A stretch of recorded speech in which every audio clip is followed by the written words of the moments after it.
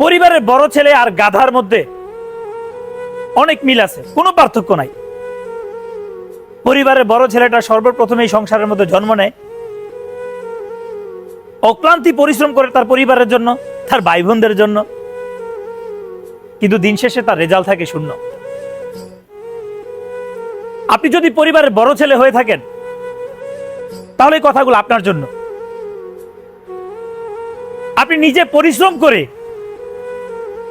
নিজে প্রতিষ্ঠিত যখন হবেন, হওয়ার পর যখন আপনার কাছে কিছু টাকা হবে, আপনি সেই টাকা দিয়ে যদি নিজের নামে কিছু জমি রাখতে চান, আপনার বাবা মা কখনো আপনার নামে রাখতে দিবেন না। আপনি চাইলেও কিছু বলতে পারবেন না, কারণ আপনি পরিবারের বড় ছেলে। আপনার নিজের উপার্জিত টাকা দিয়ে যে জমিটা আপনি কিনতে যাবেন, সেই জায়গাটা কেনা হবে আপনার বাবার নামে, না হয় আপনার মায়ের নামে। অথচ আপনি অক্লান্তি পরিশ্রম করে আপনার নিজের উপার্জিত টাকা দিয়ে নিজের যে ভাই বোন আছে, যাদেরকে মানুষ করেছেন, তারা যখন প্রতিষ্ঠিত হবে, তারা যখন জায়গা কিনতে যাবে তাদের নিজের উপার্জিত টাকা দিয়ে, সেই জমিটা ঠিকই কিন্তু আপনার ভাইয়ের নামে লেখা হবে, আপনার ভাইয়ের নামে কেনা হবে। আপনি পরিবারের বড় ছেলে,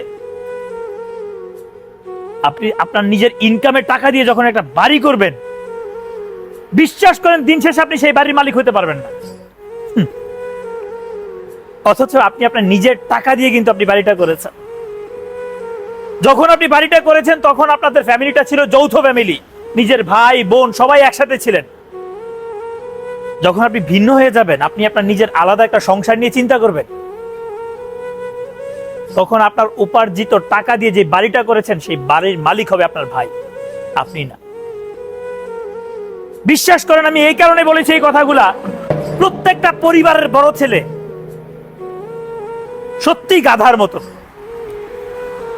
তারা গাধার মতো খেটে যায় সেই ছোট্টবেলা থেকে নিজের ফ্যামিলির জন্য, কিন্তু দিন শেষে তাদের রেজাল্টটা শূন্য হয় তখন, যখন তার লাইফে আলাদা একটা মানুষ আসে, সে যখন বিয়ে করেন, তখন প্রত্যেকটা মানুষের কাছে হতে হবে আপনাকে খারাপ। বলছি কোন এক ভাইয়ের কথা, যিনি তার ফ্যামিলির জন্য অক্লান্তি পরিশ্রম করেছেন সেই ছোট্টবেলা থেকে, নিজের উপার্জিত টাকা দিয়ে নিজে বাড়ি করেছেন, কিন্তু সেই বাড়িতে সে থাকতে পারে নাই। সেই বাড়ির মালিক হয়েছে তারই ছোট ভাই, সে কিন্তু মালিক হইতে পারে না। তার নিজের উপার্জিত টাকা দিয়ে সে জমি কিনেছে, কিন্তু সেই জমিটা কেনা হয়েছে তার বাবার নামে। যখন ভিন্ন হয়ে যায়, সেই জমির মালিক সে একা কিন্তু হয় না, প্রত্যেকটা ভাই অংশীদার হয়। কিন্তু তারই ছোট ভাই, যাকে তিনি নিজে প্রতিষ্ঠিত করেছেন, সেই ভাই যখন তার নিজের উপার্জিত টাকা দিয়ে জমি রাখতে যান, তখন ঠিকই সেই ভাইয়ের নামে জমিটা রাখা হয়। অতএব একটা কথা আমি আপনাদেরকে বলতে চাই, পরিবারের জন্য খাটেন, ঠিক আছে, পরিবার আপনাকে জন্ম দিয়েছে, তারা আপনাকে লালন পালন করে বড় করেছেন। আপনি আপনার নিজের জন্য সামান্য কিছু পরিমাণ আলাদা করে টাকা রাখার চেষ্টা করবেন, না হলে ওই ভাইয়ের মতো আপনার জীবনে হইতে কখনো সময় লাগবে না।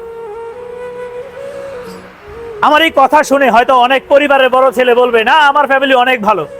তাহলে আমি বলবো, ভাই আপনি বাস্তবতার শিকার হন। যখন বাস্তবতার শিকার হবেন,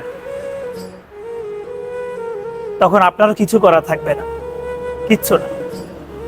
আল্লাহ হাফেজ, ভালো থাকবেন সবাই। আসসালামু আলাইকুম।